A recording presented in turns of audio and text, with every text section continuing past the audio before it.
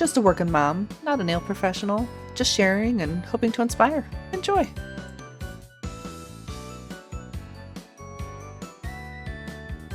Thank you for joining me in another dip powder adventure. Today's episode is Bright Tips.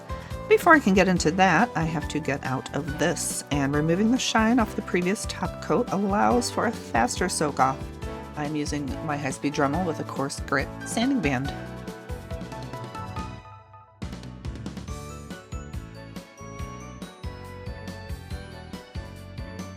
In my sunroom once again, I do my nails every 2 weeks right now.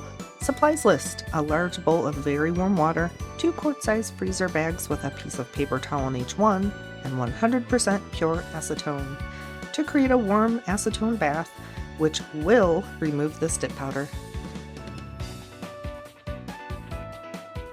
10 to 15 minutes is usually the time it takes to remove all the dip, sometimes less, sometimes more, depending on the thickness and other things.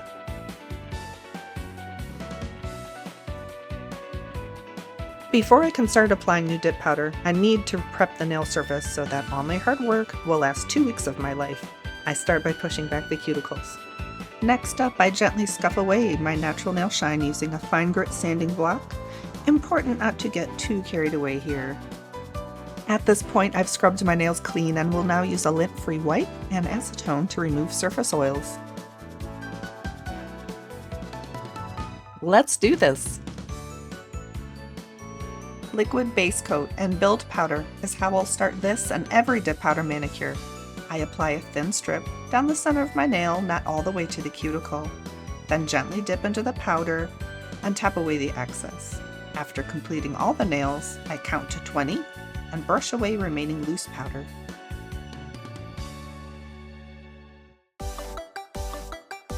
Getting up into a second coat of build powder, I'll apply in a slightly wider strip and only half the length of the nail. You don't have to use build powder, but it helps the final result as far as shaping and strength, based on what I've experienced.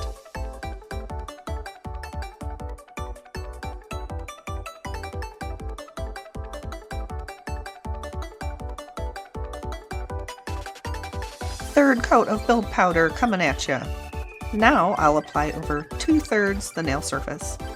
I have found that this stepwise application technique helps to provide good shaping over the apex of the nail, as well as help minimize how thick the dip gets at the cuticle edge.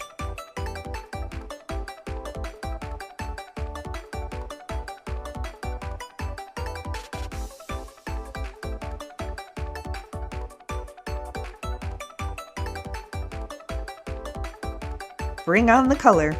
Supply list: a bright orange called Heat Wave, and a bright pink called Pink Lemonade, as well as a basic nude, a catch tray, and my fluffy brush, and that all-important liquid base coat. Applying closer to the cuticle than the previous layer, but not all the way yet. Then, very carefully, dip just the tip using a dip tray as a guide to just cover the natural white of my nail.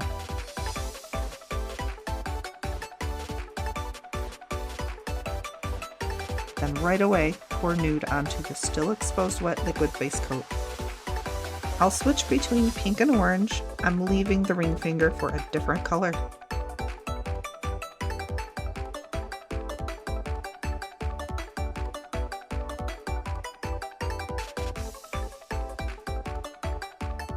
Now I have this bright lime green, which I'll apply to my ring fingers in the same manner.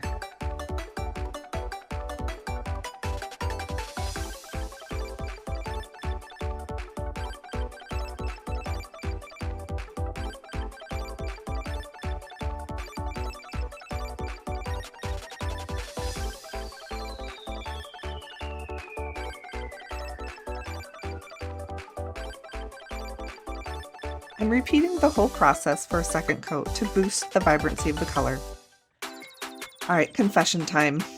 I goofed on the original second coat and had to file it off and do it over. Because of that, I already have a coat of nude extending to my cuticle, and I'm now pairing the color with clear dip powder over only part of my nail. I'm not at a place in my life where I'm comfortable sharing the details of my mistakes, but I assure you I do make them. In this case, it came down to trying to rush. So, don't rush. Proceed with patience and care.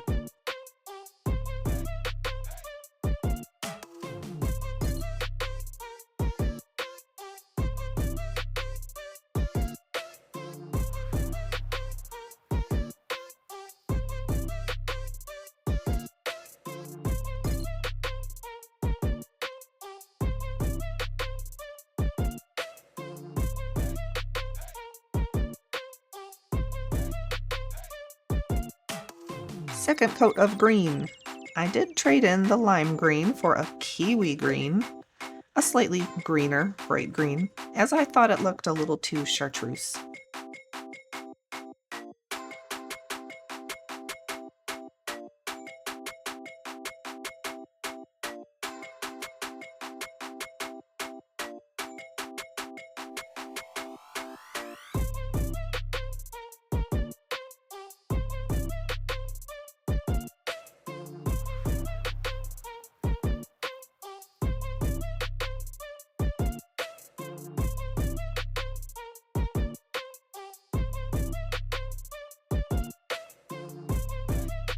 Last layer will be clear dip powder to protect the color from filing, and I'm not applying all the way to the cuticle this time to avoid unnecessary thickness there.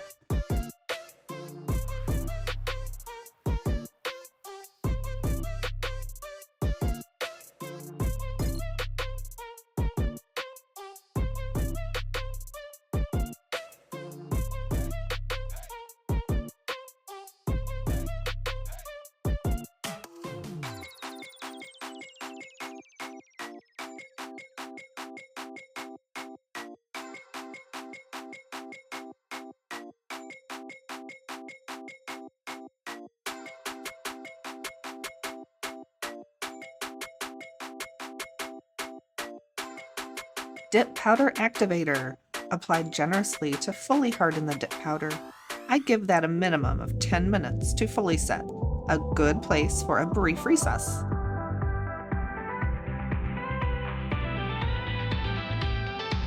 Getting back into it. A coarse grit file board to straighten the sides, the tips, and all over correcting for desired nail shape. Being careful not to file all the way through that clear dip and accidentally removing color. No.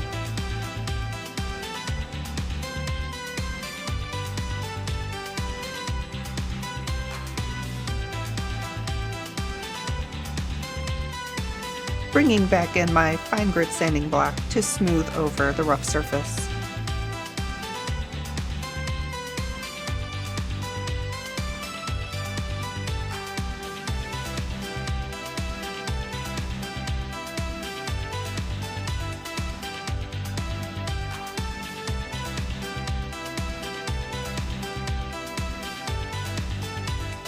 I'll use this buffing block now to make that even smoother.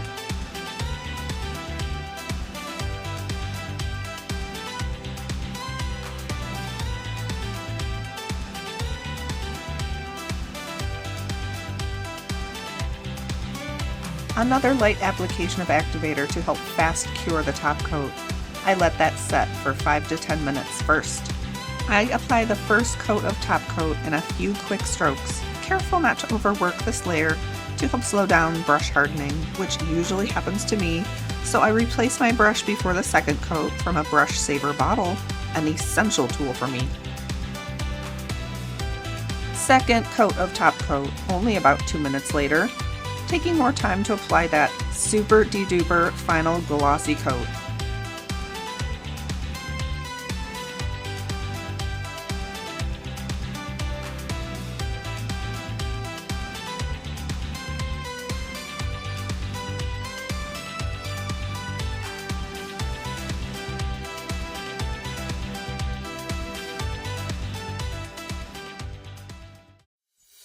So bright and happy. So super cute. I like them and love them. These sweet and tart bright colors make me think of candy and carefree summer fun. Thanks for checking out my Bright Tips nail design with me. Go ahead, like, subscribe, and comment with any questions or feedback.